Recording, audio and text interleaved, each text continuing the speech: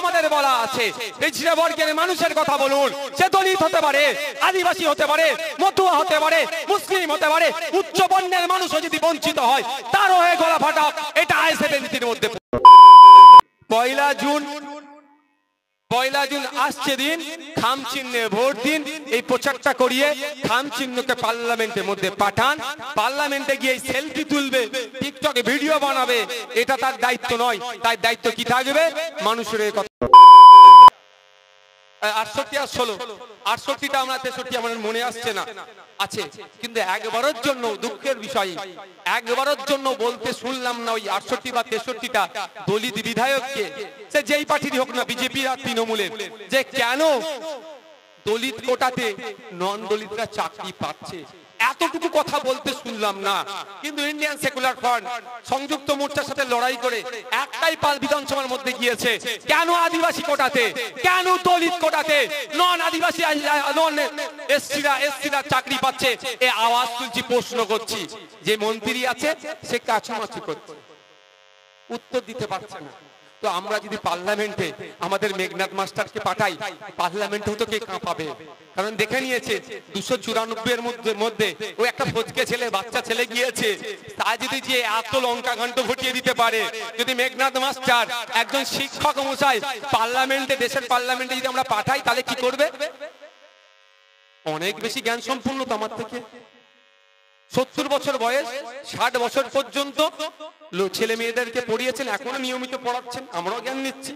কিন্তু আমার মতো বাচ্চা ছেলে, 29 বছর 30 বছরের মধ্যে বাচ্চা ছেলে তুই বিধানসভার মধ্যে গিয়ে তাবর নেতা, একদিকে শুভেন্দু অধিকারী, একদিকে মমতা ব্যানার্জি, একদিকে পার্থ চ্যাটার্জি, একদিকে ওই অমুক অনেকটা, তাদেরকে যদি ঘোল খাইয়ে দিতে পারে আইএসএফ এর সংযুক্ত মোর্চার একজন, যদি আর এত শিক্ষিত মানুষকে যদি আমরা পার্লামেন্টে পাঠাই, তাহলে কি করবে বুঝতে পেরেছেন?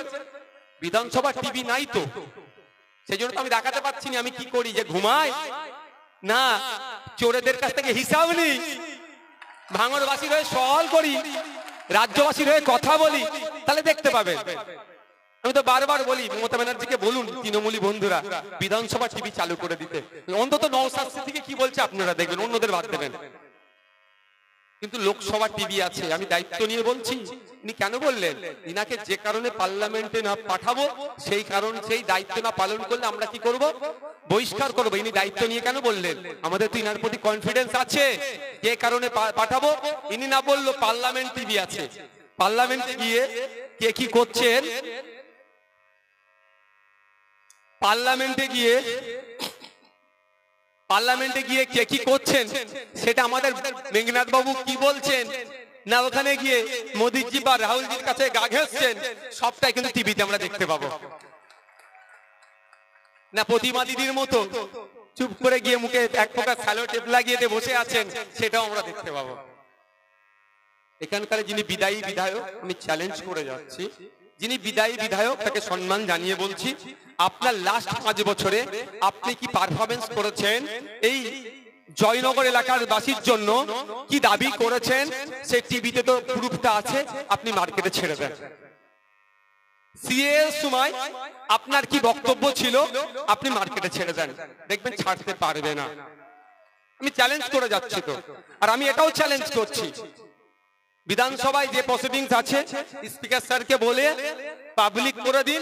এই 2.5 বছরে নওশাদ সিদ্দিকী জয়নগর থেকে শুরু করে, ভাঙড় থেকে শুরু করে, দার্জিলিং থেকে শুরু করে, মালদা মুর্শিদাবাদ থেকে শুরু করে ঝাড়গ্রাম পর্যন্ত রাজ্যবাসী হয়ে কি কথা বলেছেন সেটা পাবলিক ডোমেইনে দিয়ে দিতে বলুন, তাহলে দুধকে দুধ পানিকে পানি হয়ে যাবে। ওরা চায় না ইন্ডিয়ান সেকুলার ফ্রন্ট আইনসভার মধ্যে যাক, কারণ আমাদের পেছনে কাউকে টিউনিং করা থাকে নাই, যে ওইটা যে তুমি আদিবাসীদের কথা বলতে পারবে না, তুমি দলিতদের কথা বলতে পারবে না, তুমি মুসলিমদের কথা বলতে পারবে না, এই টিউনিং আমাদের নাই। বরঞ্চ আমাদের বলা আছে পিছিয়ে বর্গের মানুষের কথা বলুন, সে দলিত হতে পারে, আদিবাসী হতে পারে, মতুয়া হতে পারে, মুসলিম হতে পারে, উচ্চ বর্ণের মানুষও যদি বঞ্চিত হয় তারও হয়ে গলা ফাটা, এটা আইএসএফ এর নীতির মধ্যে পড়ছে। ওই জন্য ভয় পাচ্ছে, আমাদেরকে আটকানোর চেষ্টা করছে। তবে আপনাদের হাতে আপনাদের ভাগ্য, আপনাদের হাতে আপনাদের ভাগ্য। এ ভাই আপনি দাঁড়িয়ে, স্টেজে আপনি দাঁড়িয়ে আছেন কেন? আচ্ছা, একটা বিষয় আপনাদের বাড়ি থেকে ফিরে আসি। আপনাদের হাতে আপনাদের দায়িত্ব, মানে কি ভাগ্য। দেশের সংবিধান আপনার হাতে সর্বোচ্চ ক্ষমতা দিয়েছে। ক্ষমতাটা কি? ভোটের ক্ষমতা। আপনি ঠিক করবেন। এই জয়নগরে প্রায় 14-15-16 লক্ষ মানুষ আছে তো, হ্যাঁ? এই 16 লক্ষ মানুষ যদি পার্লামেন্টে গিয়ে সবাই মিলে বলে আমার বন্যায় জমি ডুবে যায়, আমি ক্ষতিপূরণ পাই না, আমার চাষযোগ্য জমি নষ্ট হয়ে যায়, আমার ফসল নষ্ট হয়ে গেছে, আমার বাড়ির মাথার উপরে ছাদ নাই, 100 দিনের কাজ পাচ্ছি না, আমার এই চাই সেই চাই, 16 লক্ষ মানুষ যদি গিয়ে বলে, তাহলে কত বছর টাইম লাগবে ভাই? সারা দেশের 140 কোটি মানুষ যদি পার্লামেন্টে গিয়ে বলে আমার এই চাই সেই চাই, হ্যাঁ চাই তাই চাই, যা প্রয়োজন যদি বলে, সম্ভব হবে? তার জন্য কি হয়েছে? 10 লক্ষ ছিল লিমিটেশন, 10 লক্ষ মানুষের মধ্যে থেকে একজন যাবে। এখন 10 লক্ষ বেড়ে 14, 15, 16, 18 লক্ষ পর্যন্ত হয়ে গেছে। আমরা একজনকে পাঠাবো, তার কাজ কি হবে? এই 16 লক্ষ 15 লক্ষ মানুষের অভাব অভিযোগ চাওয়া পাওয়া কোনটা করলে এখানকার মানুষের লাভবান হবে, কোনটাতে এখানকার মানুষের রুজি রুটি বাড়বে, এই যে পরিযায়ী শ্রমিক হয়ে যাচ্ছে ভিন্ন রাজ্যে কাজে গিয়ে লাশ হয়ে না ফিরতে হয়, এখানে যাতে কাজ পায়, তার কথা তিনি তুলবেন। এই জন্য তো ভোট দিয়ে পাঠাই। এবার আপনারা ডিসাইড করুন। ইতিপূর্বে 17 বার ভোট দিয়ে পাঠাচ্ছেন। আপনার দাদু ভোট দিয়ে পাঠিয়েছে, আপনার বাবা ভোট দিয়ে পাঠিয়েছে, এখন আপনি ভোট দিয়ে পাঠাচ্ছেন। লাভ কি হচ্ছে? লাভ হচ্ছে না, শুধু ভাঙনে আপনাদের জমি চলে যাচ্ছে, তাই তো? এবার সময় এসেছে, 17 বার পাঠিয়ে ফেল করেছেন, একবার আমাদেরকে সুযোগ দেন, আমাদের খামচিহ্নকে সুযোগ দেন। আগামী জুন মাসের 1 তারিখে আমার কাছে খবর এসছে নাকি প্রচুর হুমকি চুমকি দিচ্ছে পুলিশের। আপনারা একটা কথা নিশ্চিন্তে আপনারা থাকুন, এই চুনোপুটি নেতাদের কথা বাদ দিন, আপনাদের এলাকার কাছাকাছি তো, এটা না যে নদী পার হয়ে গেলে।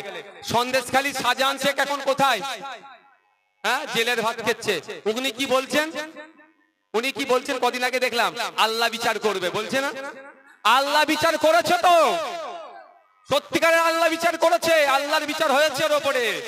তুমি গরিব মানুষের জমি কেড়ে নেবে, আল্লাহ বিচার করবে না? তুমি ভাবছো কি ওই আদিবাসী বলে আল্লাহ তোমার বিচার করবে না?